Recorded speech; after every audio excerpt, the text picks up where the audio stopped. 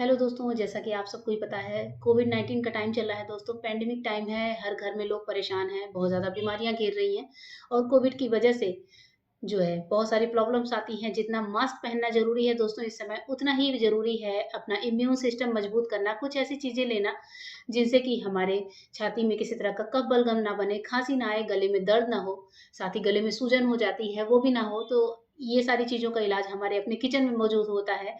और जब भी कोविड घेरता है तो आपको पता है सबसे ज़्यादा शुरुआत होती है हमारे गले से, ये हमारे गले पर अटैक करता है। और इन चीज़ों से बचने के लिए हमारे किचन में कुछ ऐसी आयुर्वेद की चीज़ें होती हैं, कुछ ऐसे मसाले होते हैं जिनको अगर हम दवाई की तरह यूज़ करें तो ये हमारे पूरे रेस्पिरेटरी सिस्टम को खोल देती हैं। हमारा जो साँस लेना है, हमारे गले का दर्द है या फिर अगर हमें फ़ीवर भी आ रहा है, इम्यून सिस्टम मजबूत करना है, साथ ही साथ इस दवा से आपके जोड़ों का दर्द भी कम होगा। जी हाँ, इस दवा से हम जोड़ों का दर्द भी कम करेंगे। बहुत ही अच्छी दवा है दोस्तों, बहुत ही कारगर है। और इस टाइम की जो संक्रामक बीमारियाँ हैं, वो सभी कुछ बच्चों-बड़ों सबको चपेट में लेती हैं। तो इन चीज़ों से बचने के लिए आज मैं ये रेसिपी आपके लिए लेकर आई हूँ। ये रेमेडी लाई हूँ, होम रेमेडी है, बहुत ही सिंपल सी रेमेडी है, जो बनेगी बस 2 चीज़ों से। और इससे आपको पूरा रेस्पिरेटरी सिस्टम खुल जाएगा। दिन भर में 2 बार आपको लेना है, छोटे कप से 1-1 कप लेना है। तो दोस्तों क्या है ये रेसिपी? चलिए आगे बढ़ते हैं और देखते हैं कि आज मैं आपके लिए क्या रेमेडी लेकर आई हूँ, जो आपको कैसे फ़ायदा करेगी, ये भी आपको दिखाऊँगी। कैसे लेना है, ये भी बताएँगे। तो आइए चलिए बढ़ते हैं आगे अपने वीडियो में और देखते हैं कि आज की रेमेडी क्या है।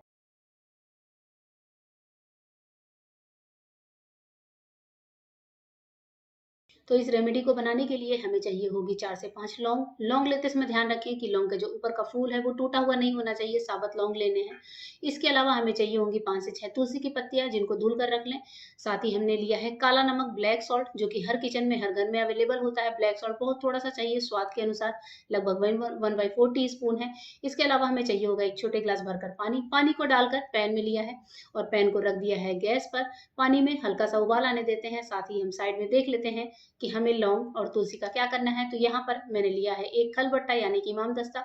इसमें हम अपने लौंग डालेंगे और लौंग को हम एक पाउडर की तरह दरदरा तैयार कर लेंगे इसमें कूट-कूट कर। अगर आपके पास लौंग का पाउडर बना बनाया है तो आप वो भी यूज़ कर सकते हैं। लौंग का दरदरा पाउडर हमारा लगभग तैयार हो गया है। तो अब यहाँ पर ये जो लौंग का पाउडर हमारा रेडी हुआ है, इसे हम अपने उबलते हुए पानी में ऐड करेंगे।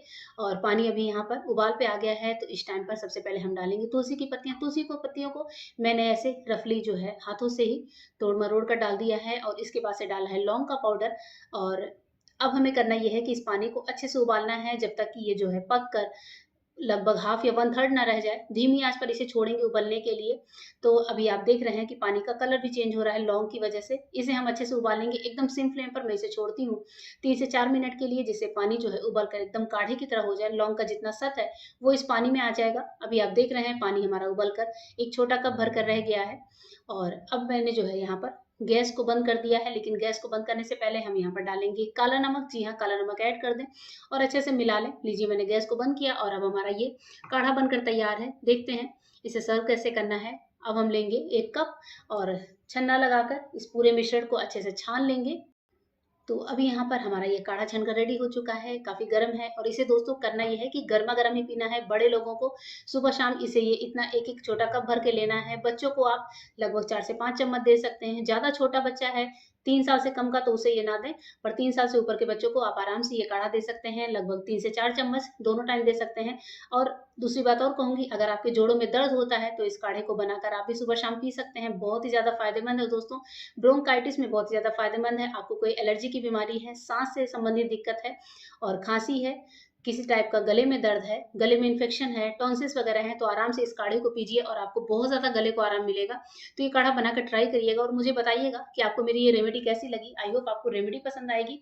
तो चलिए दोस्तों, फिर मिलते हैं नए वीडियो में, तब तक के लिए गुड बाय। Thank you. दोस्तों आज मैं आपके लिए एक बहुत ही बढ़िया सी रेमेडी लेकर आई हूँ। बीमारियों का दौर चल रहा है, आपको ही पता है हर घर में कोई ना कोई बीमार है। स्पेशली कोरोना से होने वाला जो फीवर होता है वो पूरे शरीर को तोड़ देता है, साथ ही साथ हमारी जबान को भी बहुत ज़्यादा खराब कर देता है। किसी के शरीर में गैस बन रहा है, किसी को आफरा आ रहा है, किसी को कब्ज से जुड़ी हुई दिक्कत होती है, ज़बान इतना ज़्यादा खराब होता है कि खाने से अरुचि होती है। वो इंसान जो प्लेट भर-भर के खाना खाता था, वो प्लेट देखते ही सामने से खाने की प्लेट हटा देता है। बच्चे और बड़े सभी इस बीमारी से ग्रसित हो रहे हैं। और अगर आपको ऐसी रेमेडी बताई जाए, जो कि आपकी दादी-नानी के ज़माने से चली आ रही है, जी हाँ, ये रेमेडी मैं लेकर आई हूँ। काफ़ी पुरानी रेमेडी है, काफ़ी पुराना उपाय है। हमारे घर में हमारे माँओं ने किया है, दादी-नानी ने किया है, सारे रिश्तेदार करते हैं।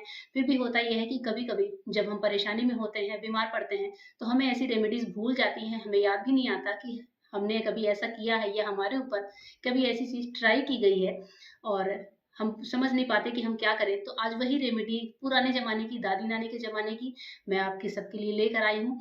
और इस उपाय को करने से अगर आपको गैस बन रही है, बुखार की वजह से स्वाद में अरुचि हो, ज़बान कड़वी हो गई हो, भूख ना लग रही हो, मतलब बहुत सारी तरह की दिक्कतें होती हैं, साथ ही हमारे शरीर की इम्यूनिटी भी स्ट्रॉन्ग होती है और इस दवा को खाने के बाद, इस दवा को पीने के बाद आप जो है प्लेट भर-भर के खाना खाएँगे, माँग-माँग कर खाना खाएँगे, ऐसा मेरा दावा है। तो चलिए देख लेते हैं कि आज क्या है वो उपाय और इस उपाय को करने के बाद आपको कैसा लगा, आप मुझे कमेंट में आके ज़रूर बताइएगा। तो चलिए शुरू कर लेते हैं दोस्तों आज का वीडियो।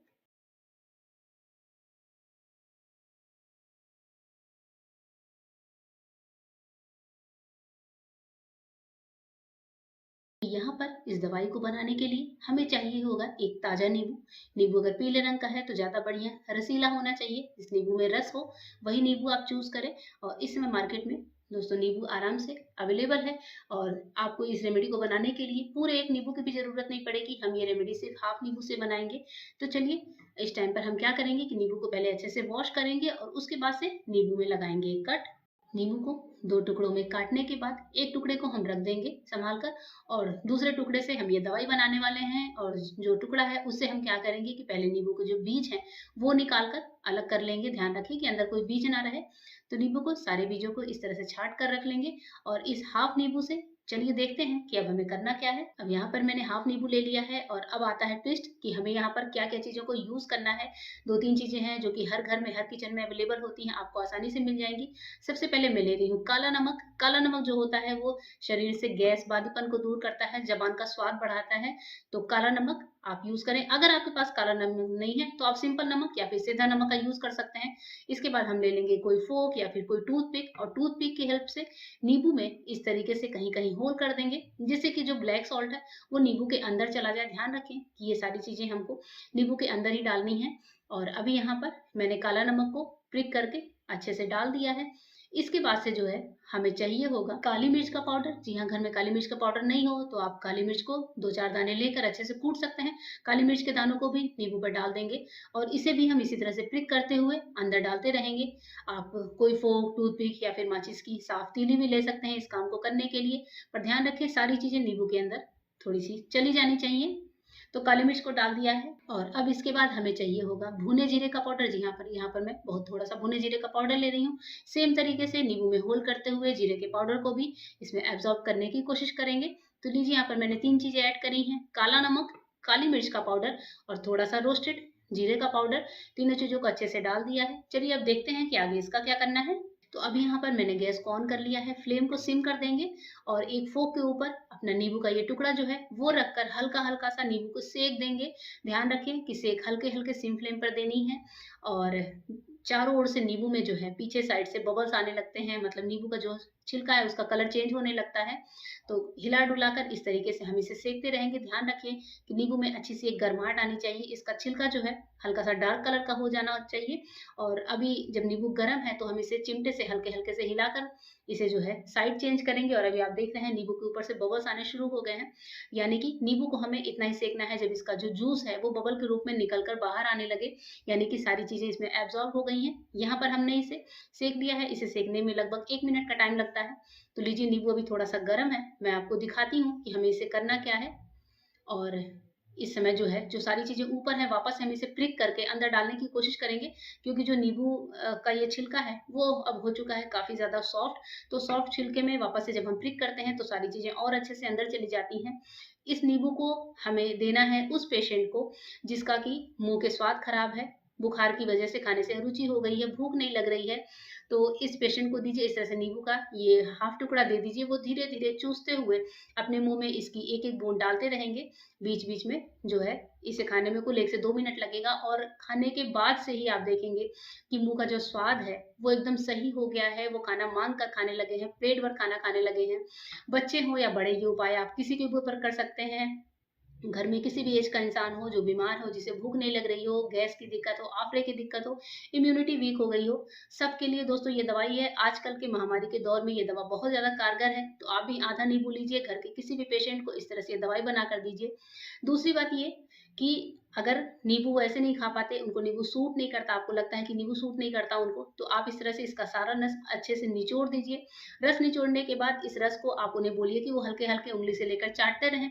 अगर वो ये भी नहीं कर सकते, तो आप कोई खीरा टमाटर काट लीजिए, उसमें ये जूस डाल दीजिए, ये जो नींबू का जूस है, और खीरे टमाटर के ऊपर ये जूस डालकर वो फ्रूट उनको खाने को दीजिए। अगर आपके पास नींबू नहीं है, तो आप संतरे से भी ये उपाय कर सकते हैं। संतरे की आधी फाक लेकर और उसमें सेम उपाय से उसको गर्म करके पेशेंट को दें, खाने के लिए, चूसने के लिए। फिर आप देखेंगे कि इम्यूनिटी कैसे तेज़ी से बढ़ती है। साथ ही जो है खाने में रुचि का जो प्रॉब्लम है वो दूर हो गया है। और हाथों-हाथ क्विक फ़ॉर्मूला है दोस्तों, 2 मिनट के अंदर ये फ़ायदा करता है, 2 मिनट के बाद ही खाने की भूख बढ़ेगी। और अगर एक बार में फ़ायदा ना हो रहा हो, तो इस चीज़ को आप उनके ऊपर 2 से 3 बार, 4 बार आज़मा सकते हैं, तो आपको हाथों-हाथ जो है क्विक रिलीफ़ मिलेगा। तो इस तरीके से ज़रूर करके देखिएगा, नींबू का ये उपाय बहुत ही काम का है, आजकल के दौर में बहुत ही ज़्यादा फ़ायदेमंद है। तो चलिए दोस्तों, वीडियो कैसा लगा कमेंट करके बताइएगा। फिर मिलूँगी अपने नए वीडियोज़ में, नए टिप्स एंड ट्रिक्स, नए वीडियोज़ के साथ। तब तक के लिए गुड बाय, थैंक यू।